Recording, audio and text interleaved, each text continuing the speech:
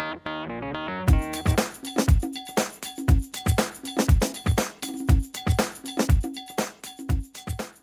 everybody, this is Believe What, also known as Yam Juice on the Xbox and the PlayStation 3. I've got a game here where I went 13-3 on Cracked, and you might wonder why am I bringing you a game where I got 13 kills. Well, this was a little unusual.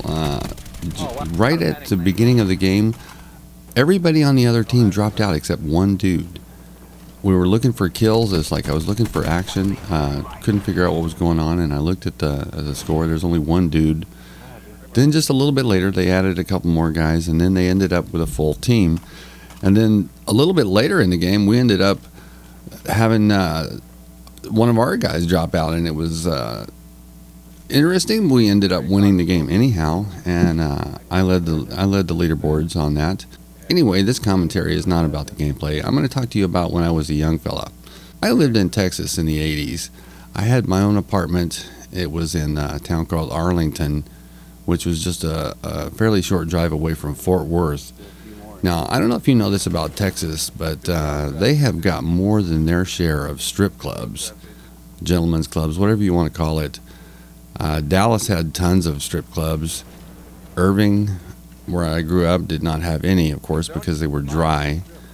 But Fort Worth had plenty, and I lived pretty close to Fort Worth. Now, almost...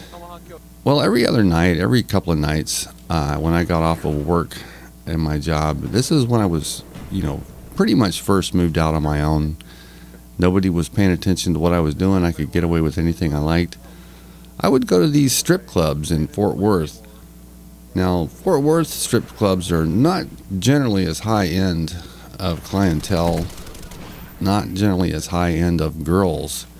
When I say that, what I'm talking about is, the Dallas strip clubs, like the fancy gentlemen's clubs, had girls that were like models. They were just unbelievable, 9s or 9.5s or 10s, just fantastic. But these lower rent strip clubs, they had girls that had maybe some flaw in them or something like that, maybe a scar, or they weren't absolutely beautiful in the face. But I loved going there. I really can't tell you why, well, what can I say? I like going and look at titties. Anyway, the laws that they had in Texas at that time, strippers had to wear pasties on their nipples. Now, that was only the case at clubs where they served alcohol. There was also some other kind of a strip club that existed. It was a fully nude strip club. Now, at those clubs, they could be absolutely naked. No pasties, no G-strings, nothing, just absolutely fully nude. But the weird thing is they didn't serve alcohol at those kind of places. For some reason, that's why they could get away with fully nude strippers. So what you could do is you could go in there and bring your own alcohol or whatever you wanted. They would serve you near beer, this artificial beer, or they would serve you Cokes or whatever. And if you didn't tip the waitresses, really good, they would look at you like you were an asshole. But anyway, I really like going to all the different strip clubs.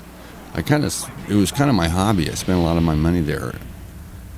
Obviously, I did not have a girlfriend at this time, so my sexual frustrations, I guess I could take out on these strip clubs. But at one point, I got kind of adept at talking to these girls, and I wasn't really that adept at talking to girls in the real life, but I was kind of good at talking to strippers, and I think it was because I knew that they were slutty tramps, they were low-life hoes, or whatever. That's at least what I was kind of thinking at the time. So it's like, what a slutty low-life hoe thinks about me, I don't really care. And of course that's kind of fucked up thinking on my part, but anyway, that's how I was thinking, because I was just young and dumb and full of cum. But I got to where I could talk to these strippers. What you do is you compliment the girl, not on how good looking her tits are or anything like that. You compliment her on something outside. Like, one time I made a compliment and said, "Did you study dance? I mean, your dance moves, you look like maybe you've studied ballet or classics." And that got her really interested, and she demonstrated some of her moves for me. Also, you can compliment some of their jewelry or maybe the choice of the colors of their shoes or something. Just find something to compliment them that other guys in the strip club don't think of. Because these gals are in these places where dudes are hitting on them all the fucking time, and I'm sure they view most of the customers as scumbag, lowlifes, whatever. And I'm sure I was absolutely no exception. But anyway, if you have a conversation with a stripper like that, if you kind of work it right, you can actually take the girl out after she gets off work. And that happened to me on several occasions. And for a little while, I actually had stripper girlfriends. I had this one girlfriend that had this horrendous horse tattoo just above her left titty. I mean, it was obviously homemade by maybe a friend of hers. I don't know, maybe somebody with a needle or a guitar string or something. It was just laughable, but I pretended like it was really cool.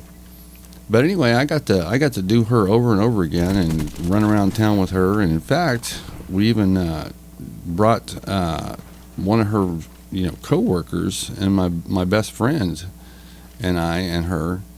We rented a motel room, and they were getting it on and we were getting it on. It was kind of cool for just like a 19-year-old kid. Yeah, that's right. In Texas at that time, the drinking age was 18. So nowadays you have to be 21 just about anywhere, including Texas.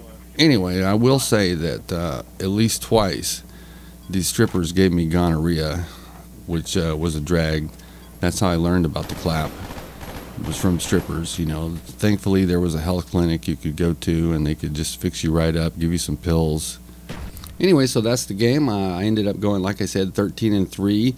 Now, I don't know if you guys like strippers as much as I used to, but anyway.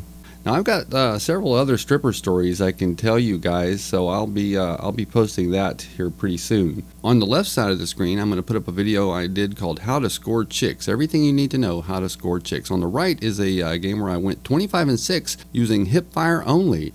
Also, be sure to click the subscribe button so you don't have to miss any episodes. Now, for Believe What, also known as Yam Juice, thanks for watching.